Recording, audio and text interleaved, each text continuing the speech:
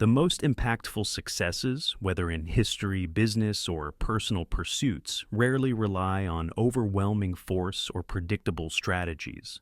Instead, they emerge from a deliberate reimagining of the situation, an ability to see past surface-level obstacles, and redefine the conditions to secure victory. This understanding crystallized while delving into Predatory Thinking by Dave Trott, an advertising veteran whose insights extend far beyond that industry. This work is not a light read. It is a comprehensive tactical blueprint for overcoming challenges, outsmarting competition, and dismantling self-imposed limits.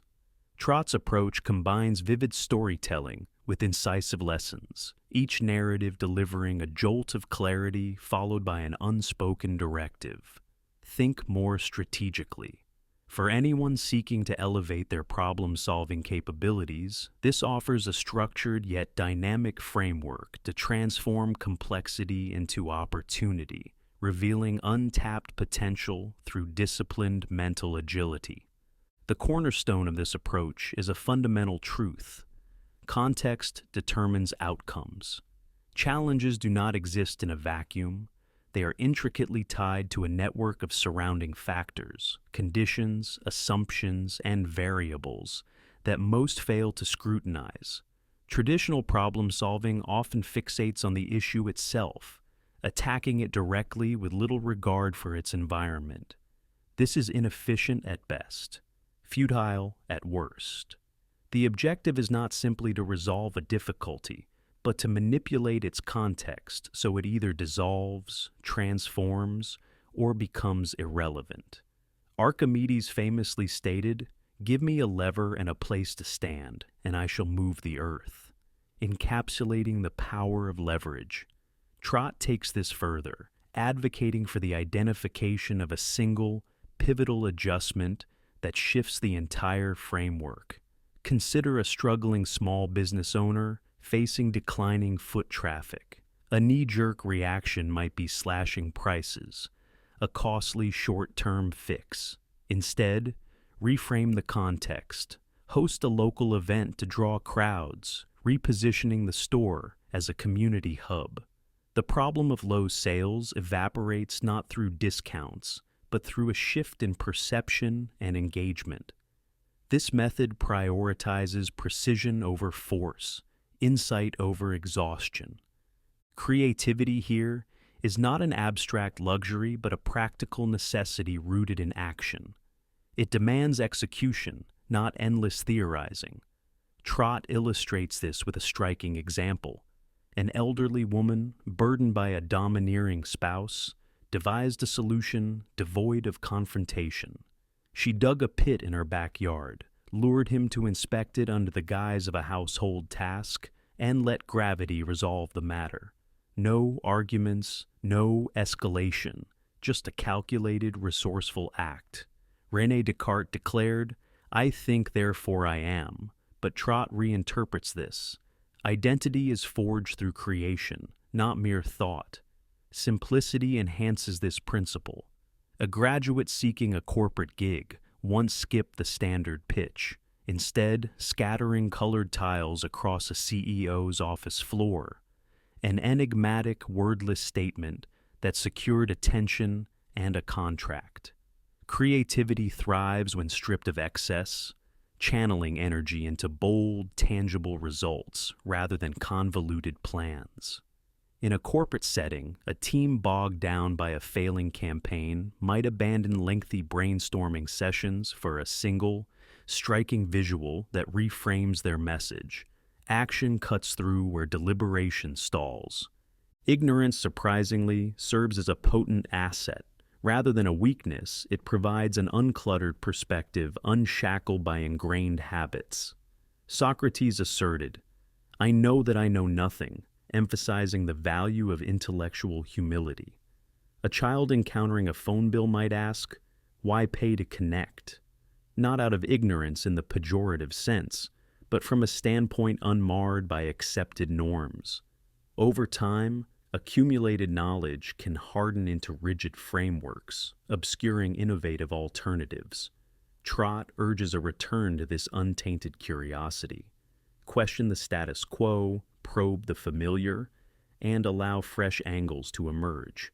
In practice, a seasoned engineer troubleshooting a malfunction might overlook a basic flaw, say, a loose connection, while a novice, unburdened by expertise, spots it immediately. A marketing director stuck on a stale campaign could invite an outsider's naive query. Why target this group? Prompting a pivot that revitalizes the effort. Deliberate ignorance dismantles mental barriers, opening pathways to breakthroughs. Life imposes a clear choice: take control or be overtaken. Trott frames this as an intense, unavoidable confrontation, no space for indecision. Friedrich Nietzsche wrote, "He who has a why to live can bear almost any how," underscoring the resilience born of purpose.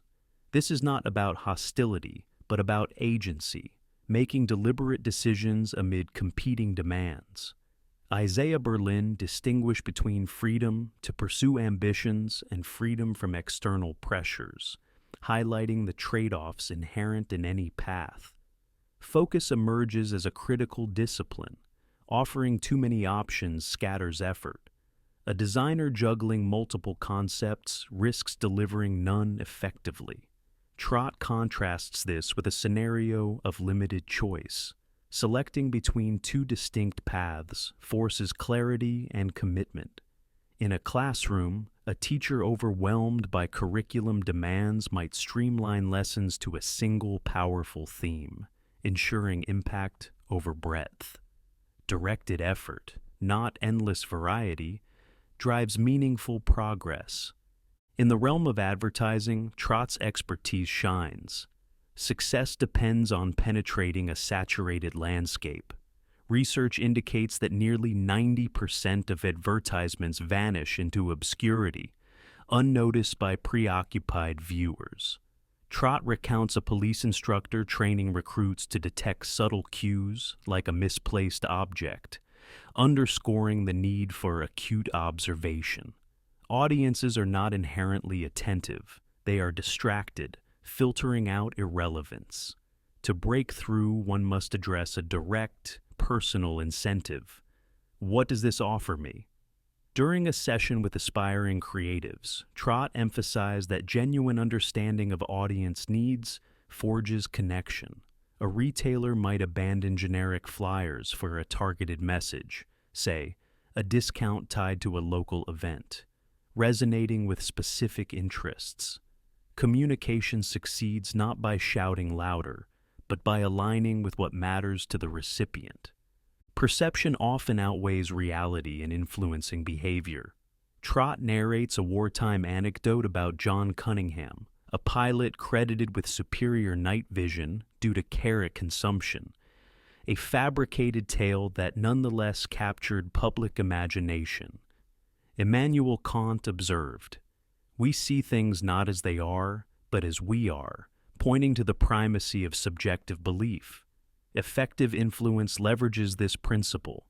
Margaret Thatcher connected with voters through relatable household stories, while a plumber built loyalty by waiving a small charge. A startup pitching to investors might prioritize a compelling narrative, say, a founder's journey, over dry statistics, knowing emotion sways more than data. The goal is not to impress with facts, but to craft a story that aligns with existing desires or fears, establishing credibility through resonance. Simplicity amplifies clarity and impact. Trott describes an accountant consumed by tracking hours rather than assessing results, a common pitfall of prioritizing process over purpose. Similarly, teabag creators assumed intuitive use, yet customers required explicit guidance. Effective messaging distills to its core, speaking to one individual at a time. A news headline about a crisis cuts through because it conveys urgency without embellishment. Rejection, meanwhile, is a natural part of refinement. A farmer's reluctance to negotiate lost him an opportunity. Thomas Edison countered setbacks with, "I have not failed, I've just found 10,000 ways that won't work." A writer crafting a novel might draft dozens of chapters, discarding most to hone the narrative. Resistance is a filter, not a failure. Criticism sharpens where praise dulls. Enzo Ferrari extracted greater lessons from race defeats than victories, refining his designs through adversity. Tim Martin turned a teacher's dismissal into fuel for building a pub empire. Epictetus advised, "You have power over your mind, not outside events, framing critique as a tool for growth. Purpose must guide structure.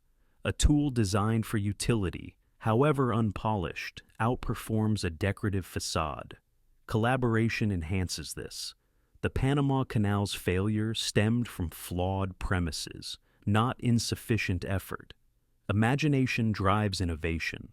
A film's sound design evokes dread with a single, eerie note, proving minimalism can outperform excess. The fixation on outcomes often obscures the value of the journey. Trott highlights a pilgrim whose pilgrimage gained meaning through its trials, not its endpoint. Over-reliance on rigid logic can hinder flexibility. A meticulous plan for a routine task like organizing a desk becomes counterproductive. Leadership excels by fostering autonomy. Kenny Dalglish instructed managers to build teams surpassing their own abilities, a model of collective excellence. To implement this, begin by dissecting a challenge's context. Ask what assumptions underpin it. Then test alternative angles until a solution emerges. Emphasize clarity and emotional connection over complexity. A convoluted proposal rarely persuades. Treat rejection as feedback and criticism as a sharpening stone. These strategies apply universally, whether crafting a marketing campaign, teaching a class, or navigating personal setbacks. Predatory thinking distills this into a potent directive. Boundaries are negotiable, and advantage lies in seizing control. Engage with its teachings, apply them rigorously, and watch obstacles bend to your will. Stay inquisitive, resilient, and proactive. Subscribe for further explorations, and approach your next challenge with these principles in hand.